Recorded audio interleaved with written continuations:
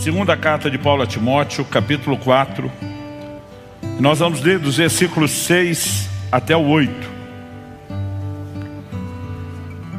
O texto sagrado diz: quanto a mim, já estou sendo oferecido por libação, e o tempo da minha partida chegou. Combati o bom combate, completei a carreira, guardei a fé. Desde agora me está guardada a coroa da justiça, que o Senhor, reto juiz, me dará naquele dia. E não somente a mim, mas também a todos os que amam a sua vinda. Então, com tudo isso, eu gostaria de enfatizar que quando Paulo está dizendo: eu já estou sendo oferecido por libação, a palavra libação significa oferta, significa sacrifício. Ele está falando que a sua vida seria oferecida como um sacrifício. Paulo sabia que o tempo da sua morte se aproximava e que não seria uma morte natural. Ele sabia que ele seria martirizado por causa do Evangelho, como de fato a história relata que foi. Não sabemos se ele tinha detalhes a respeito de como isso aconteceria, como Jesus deu, por exemplo, para Pedro. Em João 21, Jesus fala para Pedro: você vai estender as mãos. E a Bíblia diz que ele falou isso significando com que tipo de morte Pedro haveria de glorificar a Deus. Ou seja, Cristo antecipou que Pedro morreria crucificado, morte por crucificação, uma execução comum no Império Romano. Não sabemos se Paulo teve uma revelação que envolvesse detalhes, mas ele sabia que a hora estava chegando. Mas ele está dizendo: eu combati o bom combate, eu completei a carreira, eu guardei a fé. Em outras palavras, a minha partida está se aproximando e eu estou pronto. Eu estou aguardando esse momento, preparado para ele. Então me permita falar um pouco, em primeiro lugar, a respeito da importância de que eu e você estejamos preparados para morrer. O brasileiro culturalmente não gosta de falar no assunto. Dentre todos os países e culturas, nós estamos entre aqueles que talvez julgam meio supersticioso falar na morte. É quase como se na nossa cabeça desse azar, é melhor evitar falar desse tipo de coisa. Então o brasileiro normalmente não tem previdência, pensando no fim da sua vida, não faz seguro de vida, e a lista vai longe. Pelo menos se comparado com países da Europa, da América do Norte, nós perdemos feio nesse sentido. E nós não gostamos de falar do assunto. Mas a verdade é que a morte é algo certo. Ela aguarda a grande maioria dos seres humanos.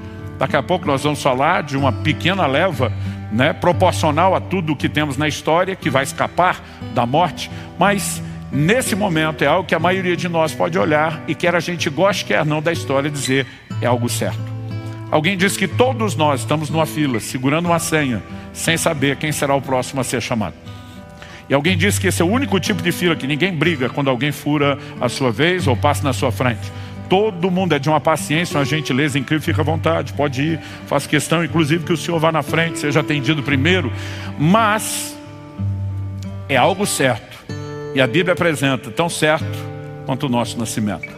O problema é que muitas vezes, porque não sabemos quando será, a gente joga isso para um lugar tão distante e não se prepara. E o conceito bíblico é de estar preparados. Aliás, o termo partida usado na Bíblia não é apenas a analogia de Paulo aqui com o navio que zarpa na Luzes. Nós temos uma outra palavra empregada por Lucas. O Evangelho de Lucas diz no capítulo 9, nos versos 30 e 31, que quando Jesus se transfigurou no alto do monte, o texto diz: eis que 2 varões falavam com ele, Moisés e Elias, os quais apareceram em glória e falavam da sua partida, que ele estava para cumprir em Jerusalém. Aqui de novo o termo partida aparece. Moisés e Elias, tipificando a lei e os profetas que convergem na vinda de Cristo, no seu sacrifício, estão falando sobre a sua partida que iria acontecer em Jerusalém. Traduz-se morte. No entanto, a palavra aqui empregada é êxodos. Assim como temos o segundo livro da Bíblia que fala do êxodo, da jornada daquele povo que sai do Egito rumo à terra prometida, aqui a palavra usada é êxodos. O apóstolo Pedro também diz em 2 de Pedro, capítulo 1, verso 15: de minha parte me esforçarei ao máximo para que sempre, mesmo depois da minha partida, vocês se lembrem essas coisas, a usar de novo o termo partida, êxodo, Ele diz: depois que eu pegar o caminho de casa, eu quero que vocês ainda lembrem dessas coisas que nós estamos ensinando. Toda essa terminologia, ela é empregada para falar de alguém que deixou de estar nessa terra, partiu para uma outra dimensão. Ou seja, estamos falando da morte. Qual o significado de completar a carreira? A Bíblia apresenta a ideia de que a salvação começa com uma porta, o que tem depois dela é um caminho, e ao final do caminho, um alvo. Em 1 de Pedro 1,9, a Bíblia diz: a fim de que alcanceis o objetivo final da vossa fé, ou o fim da vossa fé, a salvação da vossa alma. E eu e você precisamos entender que a proposta desse caminho é que a gente de fato o complete, é que a gente chegue ao alvo. O que é o alvo? Paulo diz: eu prossigo para o alvo, para o prêmio da soberana vocação de Deus em Cristo Jesus. E no momento em que sua partida se aproximava, ele estava dizendo: eu percorri o caminho todo, eu estou para alcançar o alvo.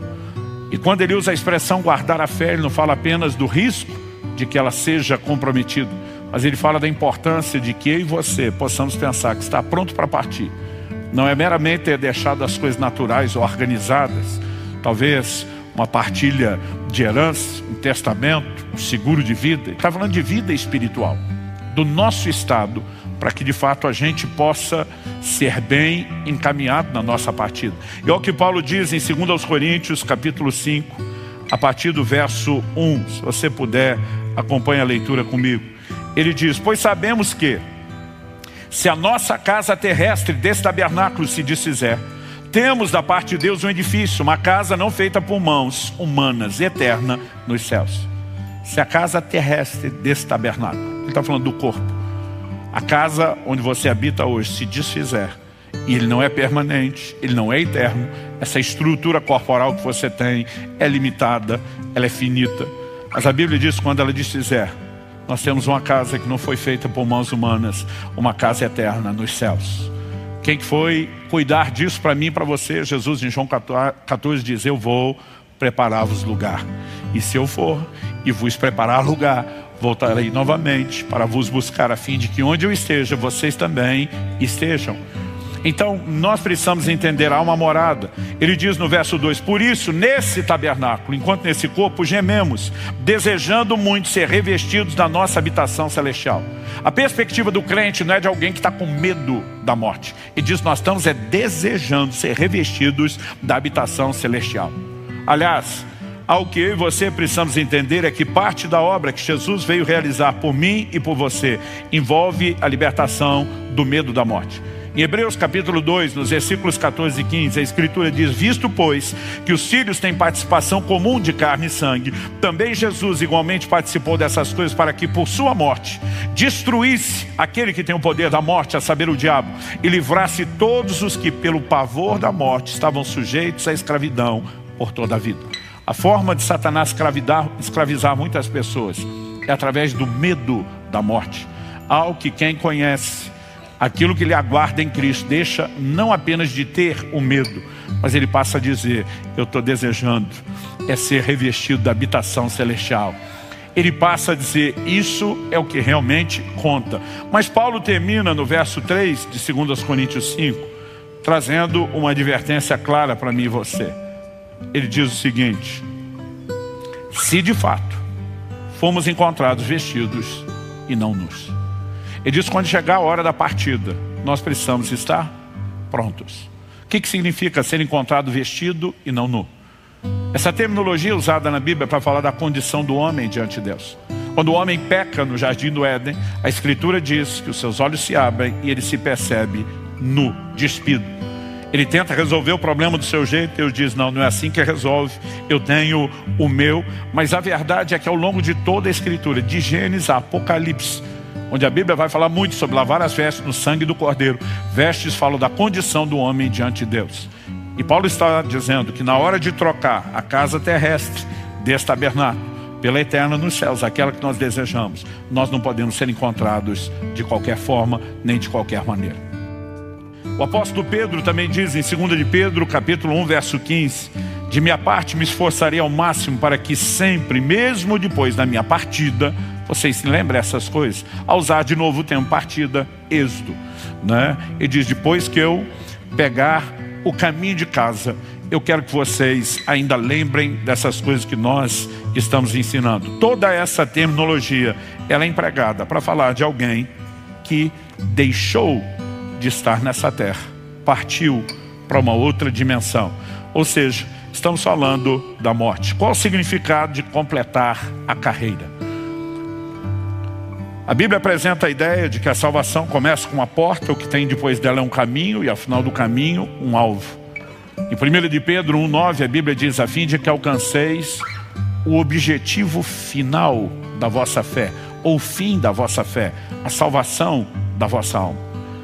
E eu e você precisamos entender que a proposta desse caminho é que a gente de fato o complete, é que a gente chegue ao alvo. O que é o alvo? Paulo diz: eu prossigo para o alvo, para o prêmio da soberana vocação de Deus em Cristo Jesus. E no momento em que sua partida se aproximava, ele estava dizendo: eu percorri o caminho todo, eu estou para alcançar o alvo. E quando ele usa a expressão guardar a fé, ele não fala apenas do risco de que ela seja comprometida, mas ele fala da importância de que eu e você possamos pensar que está pronto para partir. Não é meramente ter deixado as coisas naturais ou organizadas, talvez uma partilha de herança, um testamento, um seguro de vida. Ele está falando de vida espiritual, do nosso estado, para que de fato a gente possa ser bem encaminhado na nossa partida. E é o que Paulo diz em 2 Coríntios, capítulo 5, a partir do verso 1. Se você puder, acompanhe a leitura comigo. Ele diz: pois sabemos que, se a nossa casa terrestre desse tabernáculo se desfizer, temos da parte de Deus um edifício, uma casa não feita por mãos humanas, eterna nos céus. Se a casa terrestre desse tabernáculo, ele está falando do corpo, a casa onde você habita hoje se desfizer, e ele não é permanente, ele não é eterno, essa estrutura corporal que você tem é limitada, ela é finita.